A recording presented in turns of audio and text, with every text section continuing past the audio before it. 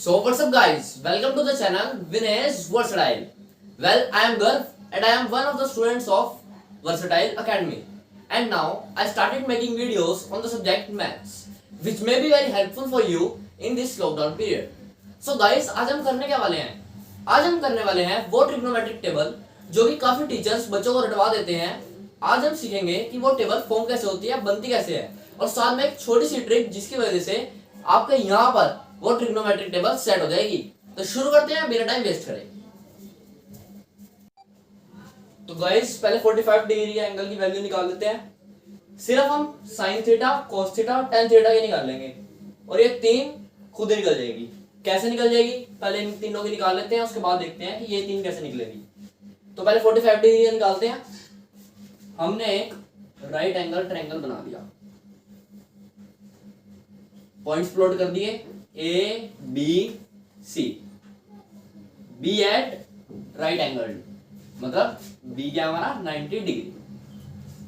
अब हमने इसकी साइड सपोज कर ली। साइड्स पता था नहीं हमें, कुछ भी ले सकते हैं, तो मैंने यहाँ एक्स ले ली। ये एक्स, ये भी एक्स। अब ये साइड भी पता होगी हमें, अब ये साइड पता चल गई, एक्स ही मान ली। एसी निकाल सकते हैं, निकाल सकते हैं। कैसे निकाल सकते हैं, छोटी क्लासेस में पढ़ा हुआ है हमने, बाय यूजिंग पाइथागोरस थ्योरम। तो पाइथागोरस थ्योरम से क्या आएगा formula, AC square is equals to AB square plus BC square. AB क्या है x, BC क्या है x, तो x प्लस x 2x का होल स्क्वायर। तो हमारी AC की वैल्यू क्या होगी, √2x। क्या होगी, √2x। अब ये भी हमारा 45 डिग्री एंगल है और ये भी हमारा 45 डिग्री एंगल है। किसी को भी लेके हम परपेंडिकुलर अपॉन बेस या हाइपोटेनस कोई भी फॉर्मूला निकाल सकते हैं। तो मैं C से लेता हूं, तो C के हिसाब से परपेंडिकुलर क्या हुआ हमारा x, बेस क्या हुआ x, और हाइपोटेनस तो पता ही है हमें, हमने निकाल लिया है √2x। इसके हिसाब से भी हाइपोटेनस सेम होगी, इसके हिसाब से भी। तो साइन 45 की वैल्यू निकाल लेते हैं। साइन 45 डिग्री, परपेंडिकुलर क्या है x और हाइपोटेनस √2x। भाई साइन थीटा का फॉर्मूला तो यही होता है, परपेंडिकुलर अपॉन हाइपोटेनस। तो x x कटा, आंसर क्या आया 1/√2। क्या आया आंसर 1/√2। सिमिलरली अगर हम कोस थीटा का निकालेंगे, कोस थीटा का क्या होगा, बेस अपॉन हाइपोटेनस। तो बेस क्या है x और हाइपोटेनस क्या है √2x। वही x x कटेगा, तो इसका भी आंसर क्या आएगा 1/√2। अब आ जाती है tan 45 डिग्री की बारी। tan 45 डिग्री में क्या होगा, क्या होता है tan थीटा का फॉर्मूला, परपेंडिकुलर अपॉन बेस। इसके हिसाब से परपेंडिकुलर क्या है x और बेस भी क्या है x। x से x कटा, तो x का तो काम खल्लास, तो tan 45 की वैल्यू क्या होगी 1। आई होप आपको समझ में आ गया होगा। बढ़ते हैं 30 डिग्री और 60 डिग्री की वैल्यू पे। तो गाइस अब हमें 30 डिग्री और 60 डिग्री के लिए एक इक्विलेटरल ट्रायंगल चाहिए था, जिसकी सारी साइड सेम होती है और सारे एंगल्स भी सेम होते हैं। तो एंगल 60 डिग्री, 60 डिग्री और 60 डिग्री थे। अब हमें 30 डिग्री का भी निकालना था, 60 का भी, तो हमें एक को 30 भी करना पड़ा। हमने यहाँ एक परपेंडिकुलर लाइन खींच दी और ये हमें बताया कि एक perpendicular line divides an angle between two equal parts. तो इसने 60 डिग्री को 30 डिग्री के दो एंगल्स में कन्वर्ट कर दिया। अब हमारे पास दो राइट ट्रायंगल हो गए, एक ABD एक ACD। अब हम 30 डिग्री और 60 डिग्री की वैल्यू किसी से भी निकाल सकते हैं, इससे भी इससे भी। मैं इससे निकालता हूं ट्रायंगल ABD से। तो पहला 30 की निकालते हैं, तो साइन 30, साइन का फॉर्मूला क्या होता है, परपेंडिकुलर अपॉन हाइपोटेन्यूस। 30 के हिसाब से परपेंडिकुलर क्या है a और हाइपोटेन्यूस 2a। a से a गया, कहीं घूमने नहीं गया, मतलब कैंसिल हो गया, तो आंसर क्या आया 1/2। ऐसे ही cos 30 निकल जाएगी। cos 30 का फॉर्मूला क्या होता है, बेस अपॉन हाइपोटेन्यूस। और 30 के हिसाब से बेस क्या है AD, पर AD की तो वैल्यू नहीं पता। क्या हम ये निकाल सकते हैं, बिल्कुल निकाल सकते हैं। कैसे, वही पाइथागोरस थ्योरम। तो ये रब करके पहले हम वैल्यू निकालते हैं इसकी। तो A B square is equals to A D square plus B D square.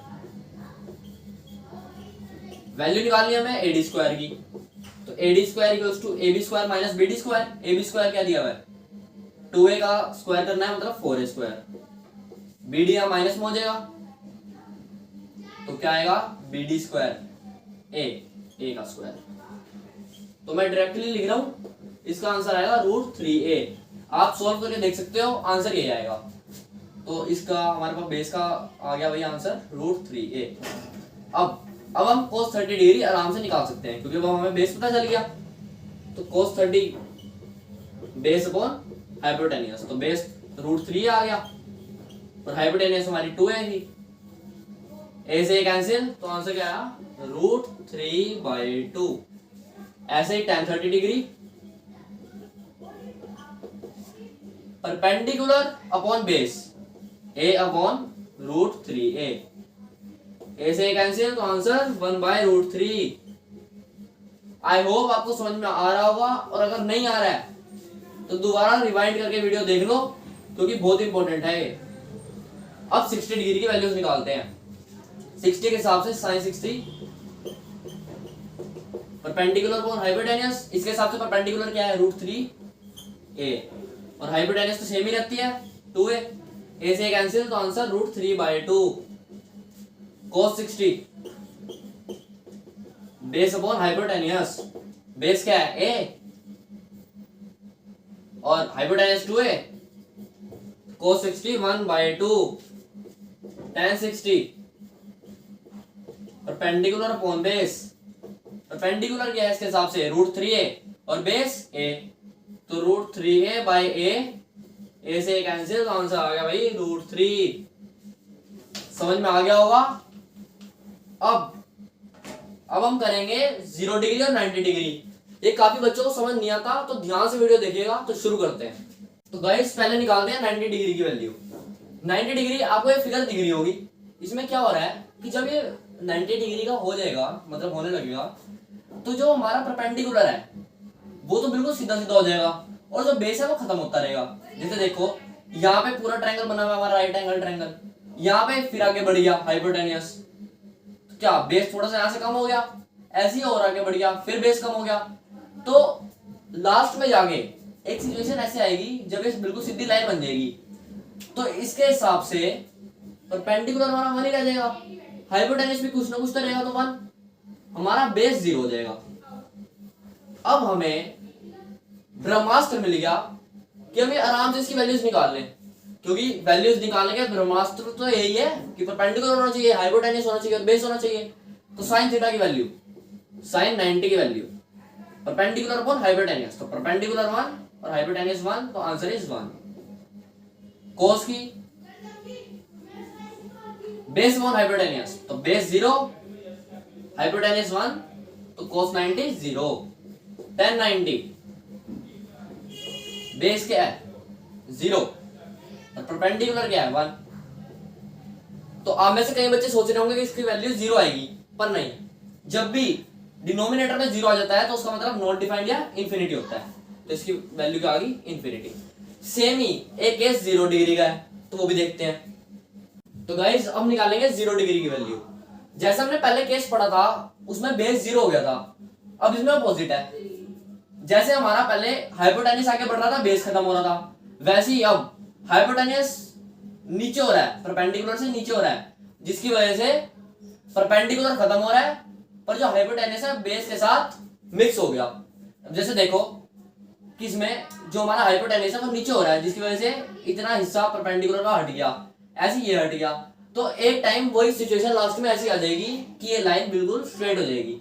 तो इसके हिसाब से क्या हो गया, परपेंडिकुलर 0, बेस 1, हाइपोटेन्यूस 1। वही फिर से हमें ब्रह्मास्त्र मिल गया, वैल्यूज निकल जाएंगी। sin 0 degree perpendicular upon hypotenuse 0/1 1, वो 0। cos 0 base upon hypotenuse, base 1, hypotenuse 1, answer 1। tan 0 perpendicular upon base, perpendicular 0, base 1, answer is 0। तो 0 1 0। अब हमारी 0 डिग्री की भी वैल्यूज निकल गई। अब साइन की भी निकल गई, कोस की भी निकल गई, tan की भी निकल गई।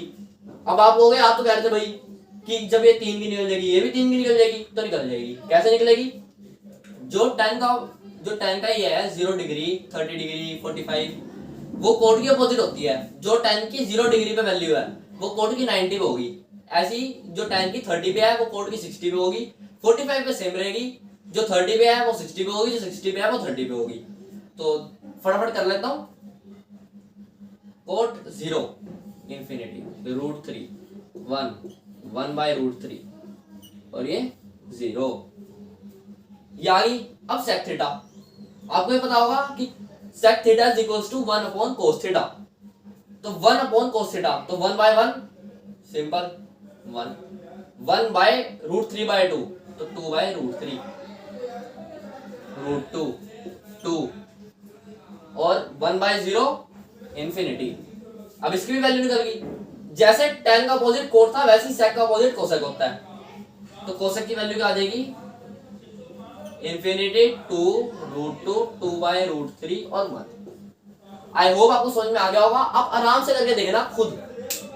तो आज का लेक्चर हमारा यही खत्म होता है। अगर आपको ऐसी और ट्रिक्स चाहिए तो आप मुझे कमेंट बॉक्स में बता सकते हो, मैं ले आऊंगा।